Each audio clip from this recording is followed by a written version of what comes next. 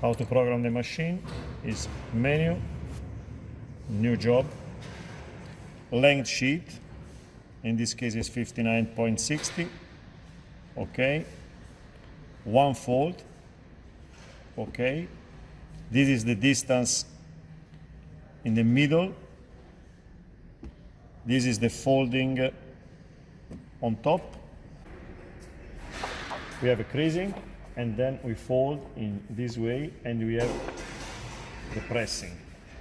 Okay. This is the second type of fold. The machine folds in this way. Third is only creasing. Okay.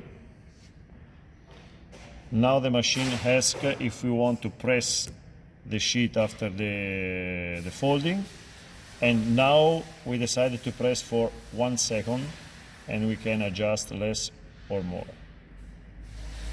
80 is enough. Now the machine is ready to start.